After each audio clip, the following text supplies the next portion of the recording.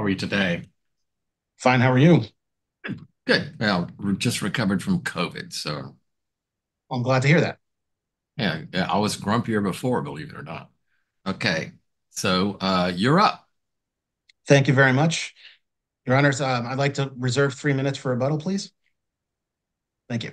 Good morning. May it please the court. My name is Joshua Gornitsky, and I represent the appellant in this matter, Kenneth Birchfield, in his capacity as trustee of the Michael J. Biber Trust Agreement. This appeal originates from the lower court's denial of our motion to dismiss for lack of jurisdiction over the appellant as a non-resident trustee. Now, in appellee's initial complaint, they allege two bases for jurisdiction over my non-resident trustee client. Now, the first is pursuant to Section 736 Florida statutes, which is the Florida Trust Code, and the second is pursuant to the Florida Long Arm Statute.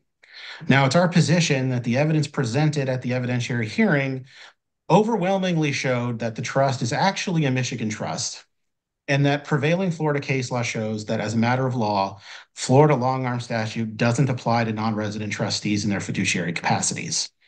If I may, Mr. Gore, and I want to Sure. be able to pronounce your last name because trust me, with Cruzam, it's been butchered many I times. understand, Your Is, Honor. is it Gornitsky?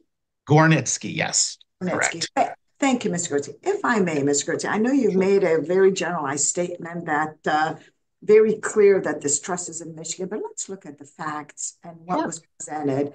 Because as you said, it was an evidentiary hearing. A lot of people Correct. testified. Documents were provided to the court. And and I want to be able to give you an opportunity to comment and to correct some of the things if I am, going off. As I review the operative trust documents and I'm looking at themselves, the second and third amendments state that Michael Biber was from Florida and then provide that Florida is a governing law for purposes of determining the validity of the trust. And so I know you made a comment that the trust documents, I think you're alluding to the fact that this place, the situs is in Michigan, but wasn't there evidence presented to the court that uh, the following, and I'm looking here, the deed that was, there was a stipulation, there was testimony, affidavits that because there's been amendment that basically reflecting that Florida would apply. How do you reconcile that with your position that Michigan is the operative place? Well, thank you for that question, Your Honor. And I do want to correct some of the statements. So the stipulation or the consent order actually stated that Michigan was the residence and domicile of Michael Biber at the time of his death. But I want to move towards the actual trust documents themselves because the trust documents themselves are actually the only documents that have anything to do with the state of Florida. So, first off, what the trust documents actually say is Michael Biber, in his personal capacity, is of Osprey, Florida. It does not mention the where Michael J. Biber, in his capacity as trustee, is located. Secondly, even if we are to say that the trust document saying that Michael J. Biber of Florida is an explicit clause stating where the principal place of administration is, and we would argue that it isn't. It just simply says where him personally is located. If there was an explicit clause stating where the principal place of administration was, it would say it in the governing law section of the trust itself. It would say the principal place of administration is hereby located in the state of, let's say, Florida. But even if we assume that there is a clause there, Section 736.0108, subparagraph 1, basically says that that's not dispositive. Even if that's there, there still needs to be a demonstration of a sufficient connection between what's there and the state of Florida. And um, it would be our position, and we believe all of the documentary evidence actually supports the fact that the principal place of administration, the residence of the trustee, and where the trust was actually administered was in the state of Michigan. And And Do you discount the fact that the trust, I mean, it deals with Florida real estate, conducted business in Florida relating to maintaining and selling those properties? And I tell you, the deceased was very clever. He changed. It's like he held himself out that all this would be done in Florida. So how do you get around that? Well, so thank you again for that question. The trust actually did not own any Florida properties. The trust, all the Florida properties were owned in the name of the Michigan LLC. The Michigan LLC owned the trust properties. The trust happened to own 100% of the Michigan LLC, but that is completely separate. So there is no court in any state that would hold that the Florida property is somehow still part of the trust res. And this is part of the issue. And because the appellees have quite cleverly attempted to invent a new kind of standard of trust ownership, which we have kind of facetiously called the transitive property of trust ownership, which is the Michigan LLC owns the Florida real property. The trust owns 100% of the Michigan LLC the trust owns 100% of the corporate interest of the Michigan LLC, and therefore the trust owns the Florida real property. But that's not the case. The Michigan LLC is its own distinct corporate entity, and the Florida real property is actually a corporate asset. It's not a trust asset. The grantor had every opportunity to move these properties into the trust and decided not to. In fact, the only properties that the grantor moved into the trust and the only properties that were actually owned directly in the trust's own name were located in the state of Michigan. So the facts of the matter, and all this evidence was submitted at the hearing. The trust didn't own any trust property in the state of Florida. The trustee at the time of his death was a resident and domicile of the state of Michigan at the time of his death, which pursuant to section 736.0202 of the Florida Trust Code actually should kind of be the end of the matter, because the principal place of administration is determined based on the trustee's residence.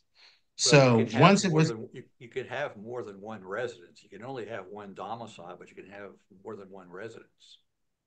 You can have more than one residence, that is true. But the overwhelming evidence, even at that point, showed that the actual administration of the trust itself, irrespective of just the grantor saying Michael Biber of Osprey, Florida, irrespective of that, the overwhelming actual evidence shows the trust was administered in Michigan. Well, I mean, going back many years when I took yes. trust in estates, there was what is now, I guess, an arcane situs rule. But as I read the record, everything in this administration seems to reside in the ether. In what way do you mean in the ether, Your Honor? Including the decedent. I mean, everything's being done on computers from wherever people may be located. I'm not sure if the situs rule holds as much sway as it once did. Well, what I would say, and I would agree with you, is that everything that the appellees state was done that would connect it to the state of Florida is in the ether. But the documents and the arguments made related to the fact that the trust is a Michigan trust actually is all documented. For example, the holding company of the Florida properties is a Michigan company. The tax bills were sent to Michigan because it was a Michigan holding company. The grantor did not renew the Michigan LLC certificate of authority to do business in the state of Florida after the year 2018, so he couldn't do anything.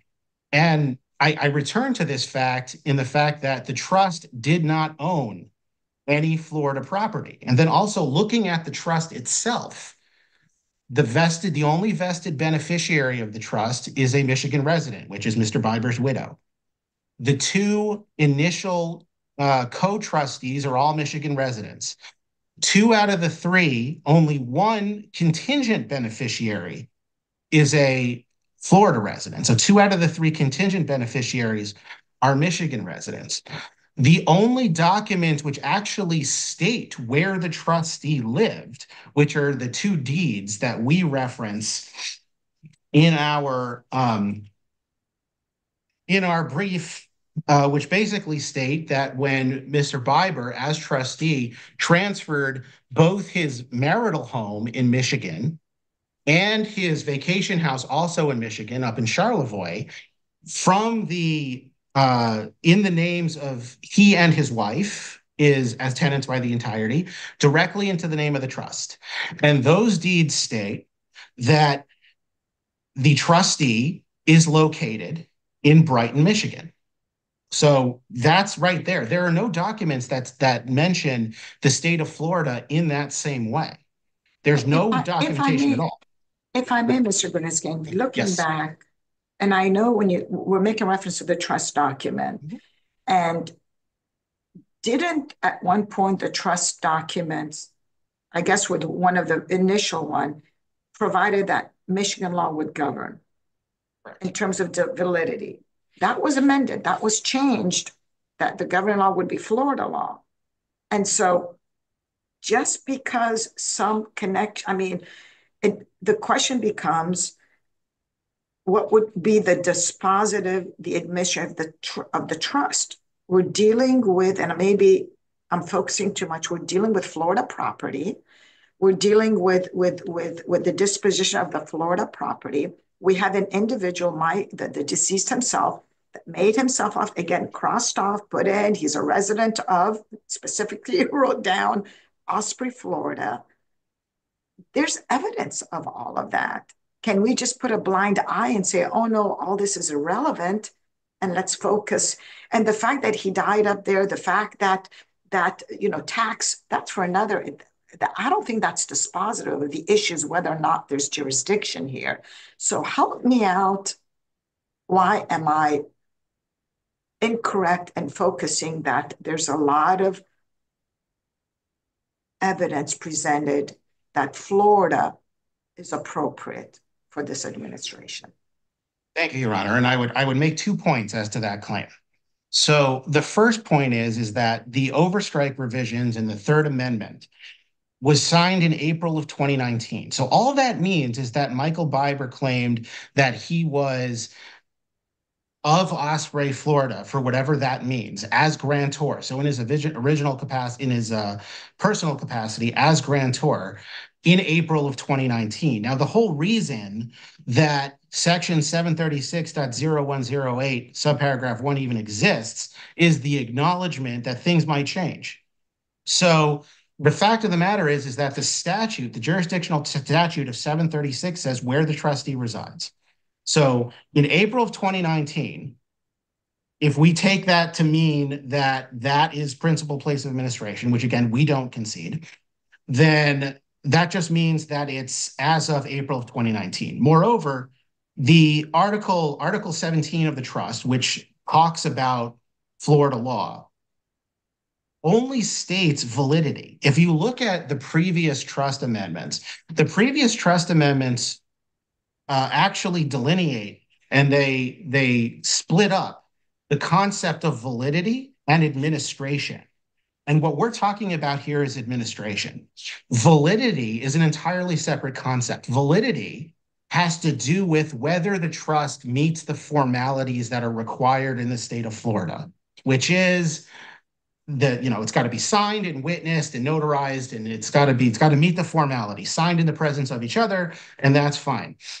And if you'll see in the actual article, it says if it doesn't meet Florida's standard, then it goes to Michigan standard for validity, because of the fact Michigan's standard for validity is actually more lax than Florida's is. Now, if you look at the second trust amendment, the part of the first and second trust amendment where it says that the administration of the trust is governed by Michigan law is not changed. And then if you look at the Third Amendment does not expressly delete the entire Article 17. The Third Amendment only changes the language related to the validity of the document. It doesn't change the language related to the governing law of the administration. But that And then doesn't tell later us on, if you go down that further, I'm sorry, Your Honor. that doesn't tell us anything about where we're going to administer this trust. I Oh, I assume. agree with you Okay. 100%, Your Honor. Yes, Okay. I agree. I was answering Judge Kuzan's question. Okay. Thank you. Relating to the validity and the administration aspects of it. So I would argue that it's our position that the administration still lies under Michigan law because it wasn't altered. And then at the bottom of the Third Amendment, it says any term not expressly altered is expressly ratified and reaffirmed. So that would apply to the fact that the law governing administration is governed under Michigan law, and pursuing to Judge LaRose's point, it doesn't really have a huge effect as to where trust is to be administered. So the evidence, and frankly, the only evidence that the appellees have is what's on the trust document, but the jurisdictional statutes say that there still has to be a sufficient nexus. It's not dispositive, and the courts can't use it as dispositive. There has to be a sufficient nexus.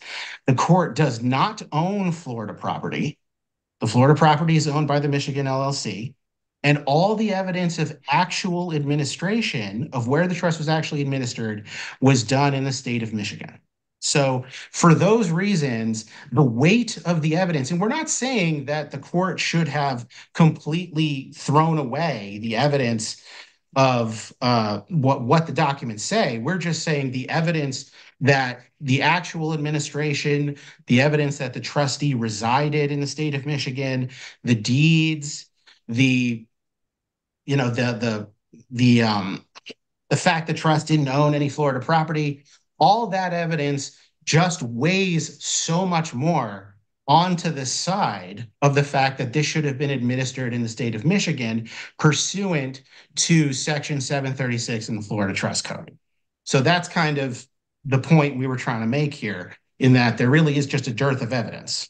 But if the question is evidence that shows a sufficient nexus, isn't your theory putting us in a situation where there was evidence probably on both sides? Would you admit that?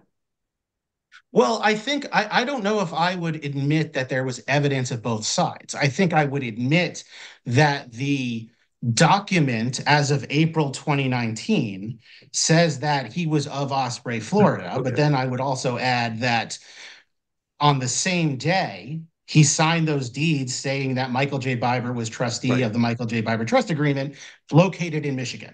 Well, let me rephrase it. You're into your rebuttal time, but so then I will let Judge LaRose use it all up so you can keep. No. My question was that if I've got conflicting evidence, don't we need to defer to the trial court? That's just my parting point to you. Well, my argument would be, if I'm allowed to answer, I don't want to take up too much time. Yes, you're off the clock right now until you finish with Judge LaRose. I appreciate that. My argument would be that the evidence really isn't conflicting. I mean, my argument would be that on paper, it says Osprey, Florida, but the overwhelming evidence of actual administration is not really a conflict. It's a de minimis piece of evidence, and that it's not a sufficient enough nexus to defer to the court. And then I would also add, just very, very briefly, is that the court's decision in order does not give any reasoning or explanation as to why the evidence was weighted the way it was. So, okay. All right. Now I'll still give you your 3. So. I appreciate that. Thank you. Mr. Wascom, you're up. Thank you very much, Your Honor. I have the privilege of representing the son and daughter of the settlor of this trust, Jason Biber, and his daughter, Sarah Springer. The question just asked about the evidence on both sides ignores, I guess, the standard of review, which we believe is a mixed one. Yes, it is de novo as to pure questions of law, but here there was a full day evidentiary hearing. The trial judge heard the witnesses, evaluated their credibility. The judge received into evidence numerous documents, and there's great deference given to the factual findings of the judge in this case. And so we believe the correct standard of review is the one that we cite to the court and not just a pure de novo, because I keep hearing counsel saying the overwhelming evidence, and that's an invitation, of course, to reweigh the evidence. To go beyond that, the evidence showed that the decedent, the accountants who kept the records for the trust, Sarasota, the attorneys who helped him with the trust matters, Sarasota, the financial advisors that he employed, Sarasota, the trust document itself, I, Michael Biber of the city of Osprey, Florida. It also said that in the 2017 version of the trust. And so the overwhelming evidence, I think, was what the judge found in his detailed findings, which is on the face of his order that, the office he maintained in his two residences in Sarasota had computers that had all of trust records at his fingertips. All of the records kept by the professionals were in Sarasota. Going to another issue, situs. Yeah, that word is not found in this modern trust code. It's not. What is in there is principal place of administration. It says all or part of the administration occurs in Florida. And so it takes into account that in these days, people have multiple residences. And you could have a trust where the trust is being administered. You could have one in each state, arguably. But this trust, the overwhelming testimony and the evidence presented to the court showed that the administration for many, many years was, as the judge said, substantial administration occurred in Florida, and he even personally attended to maintaining the trust property. And to elevate substance over form is to say that a wholly owned LLC belonging to a trust and the assets of that LLC are not assets of the trust. I just don't think that's an argument that has much merit. The trust, if he wants to hold something in an LLC just to protect the identity of the owner of these valuable beachfront properties, that's not an uncommon tactic, and it was one apparently that was utilized by the settlor of this trust. The reasons for jurisdiction are not just one, they're not just two, but the court found three reasons to assert jurisdiction given the facts that were well pled, and then going to the Venetian Salami two-step analysis. The court found that there was all of the necessary factors in this, and the well-reasoned findings and conclusions of the court encapsulate that. The court said that the property was owned by the trust in Florida.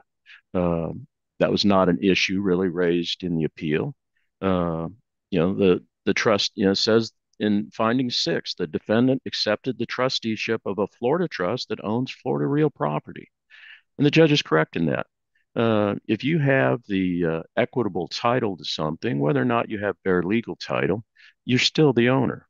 And here, both the ownership of the LLC, which was completely owned by the trust at all relevant times, as well as the real estate and other assets found in Florida, are trust assets. So getting to those three reasons, we have a long arm statute.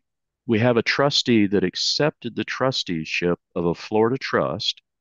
That's under the trust code. That submits him to the jurisdiction. Under the long arm statute, owning real estate in Florida, as a trustee, subjects you to jurisdiction. And then the judge went on beyond that because there's a third basis, which really is almost a third and a fourth basis for jurisdiction, which is the multiple waivers to the court's jurisdiction by Kenneth Birchfield.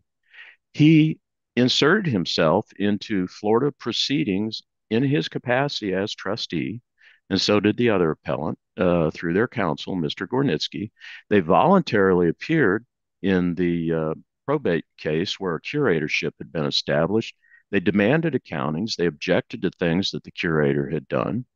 In the course of these proceedings, they also, If those are those separate proceedings, well, they're the same judge, but the curatorship is a separate proceeding, Your Honor. I would just question whether an appearance in one proceeding operates to confer jurisdiction for other matters.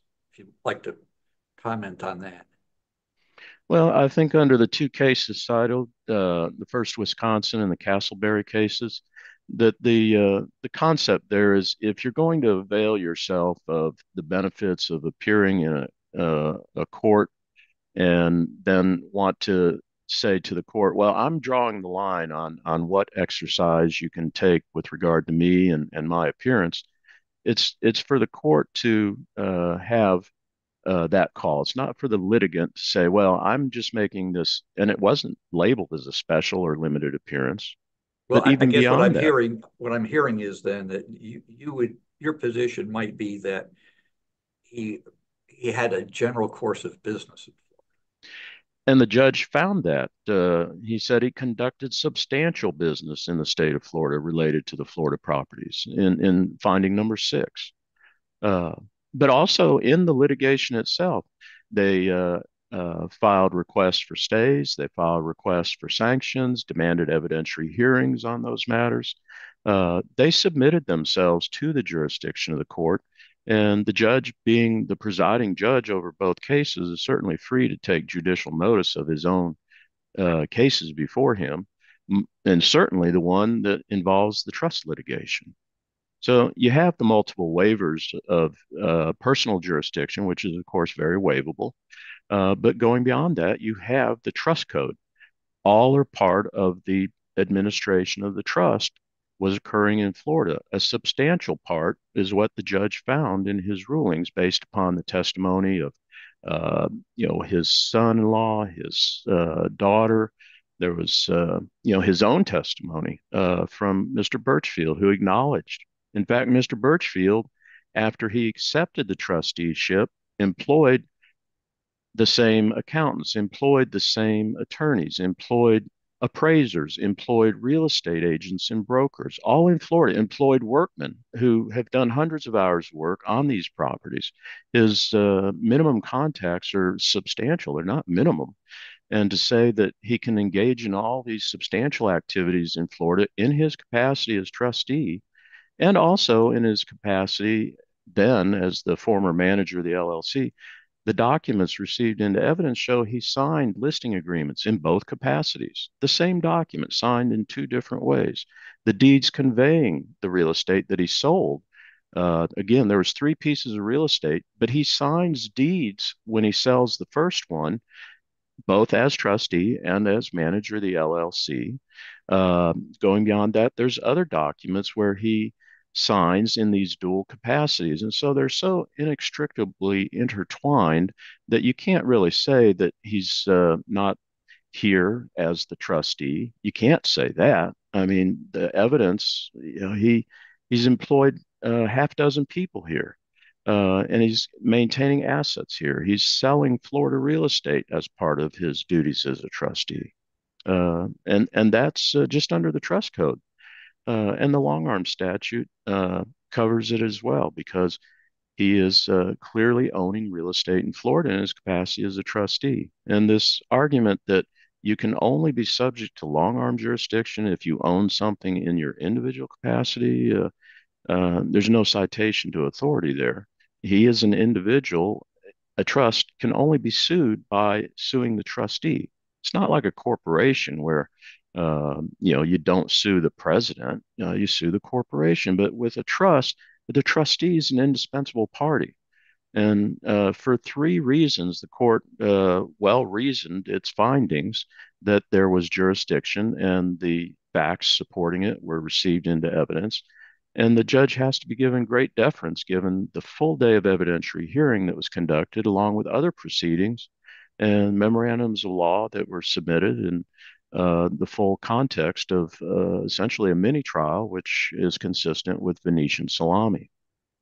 And we agree a person can have many residences. And so the statute talks about, did they have a residence? They don't use the word domicile in this trust code either.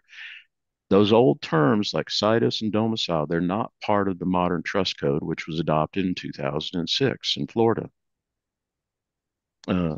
So the Third Amendment and the Fourth Amendment essentially identify in his own handwriting that he is of the city of Osprey, Florida. The majority of the value of the assets owned by the trust are all Florida-based real estate. He also had brokerage accounts in Sarasota in the name of the trust, as the testimony revealed.